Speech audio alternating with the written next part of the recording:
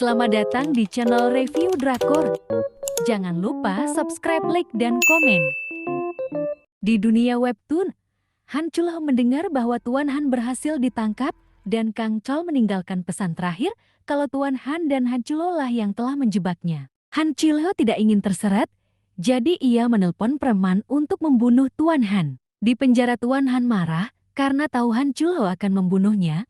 Ia meminta polisi untuk memanggilkan Han Chulho. Kang Chol pergi ke dunia webtoon untuk bertemu Doyun.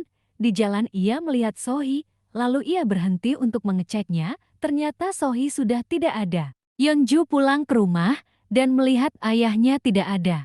Ia pun menelpon Subong dan bertanya keberadaan ayahnya. Tiba-tiba Tuan Oh memanggilnya. Yeonju melihat ayahnya dengan wajah yang sudah normal. Ia pun senang dan memeluk ayahnya. Di dunia webtoon, Kang Chol bertemu Doyun. Doyun bertanya, "Apa kau tadi bertemu Sohee?" Kang Chol terkejut.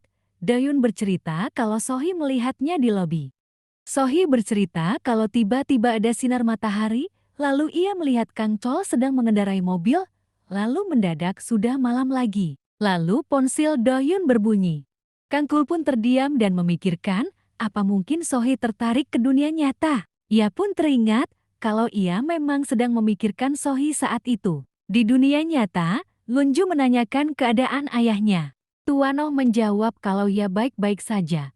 Ia pun bertanya apa yang terjadi, bagaimana ia bisa kembali. Yeonju pun menjawab, kalau Kang Chol yang melanjutkan cerita seperti rencana ayah. Ia membuat Han Chulho membunuh Tuan Han, karena itulah ayah kembali. Tuan Oh kembali bertanya, Kang Chol, jadi di mana dia sekarang? Dia kembali ke dunia webtoon, jawab Yeonju. Jadi dia tidak ada di sini? Yeonju kaget, karena nada suara ayahnya berubah. Jadi sia-sia saja, aku pikir, aku akan menghabisi kalian berdua di sini. Yeonju tidak menyangka ayahnya berkata seperti itu. Apa, ayah, kenapa aku jadi ayahmu? Ucap Tuan Han berpura-pura menjadi ayah Yeonju. Doyun mendapat telepon kalau Tuan Han tiba-tiba menghilang dari kantor polisi. Tuan Han sedang marah di penjara, tiba-tiba ia sudah ada di dunia nyata. Ia pun pergi ke rumah Tuan Oh. Ia membuka pintu dan berpura-pura menjadi Tuan Oh. Yeonju kaget dan menjatuhkan ponselnya. Tuan Han menyalahkan Yeonju karena telah membuat Kang Chol mengingat semuanya. Dia juga sudah tahu cara Kang Chol pergi ke dunia webtoon dan kembali ke sini. Ternyata itu sangat mudah. Apa kau mau pergi bersamaku untuk menemui suamimu? Jawab Tuan Han sambil menjambak Yeonju. Kang Chol yang tahu Tuan Han menghilang langsung pergi ke dunia nyata dan menelpon Yeonju. Tuan Oh sudah duduk di depan komputer dan menggambar apapun yang dikatakan Tuan Han dari dunia komik. Tuan Han menelpon Han Chulho dan memintanya mencarikan tempat persembunyian. Lalu Tuan Han menyuruh Tuan Oh untuk menghancurkan komputernya. Kang Chol sampai di rumah dan tidak melihat siapapun, ia pun pergi ke tempat Han Chulho. Dia langsung menanyakan Tuan Han kepada Han Chulho.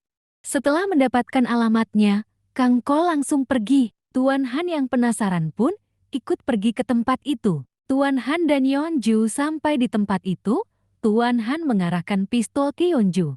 Yeonju memohon agar dibebaskan. Tuan Han menjawab, salah siapa kau menjadi istrinya? Tugasku adalah menghabisi semua keluarga Kang Chol. Di jalan, tiba-tiba Kang Chol melihat tulisan bersambung. Kang Kul pun langsung menghilang dari mobilnya dan tiba-tiba sudah ada di dunia nyata. Ia pun langsung membaca komik W. Ia melihat Tuan Han siap menembak Yeonju. Lalu ada mobil datang saat Tuan Han teralihkan. Yeonju langsung mencoba kabur. Tetapi Tuan Han langsung menembaknya. Yeonju mencoba merangkak, dan Tuan Han mendekat untuk menembaknya lagi. Saat itu, preman yang disewa Han Chulho masuk.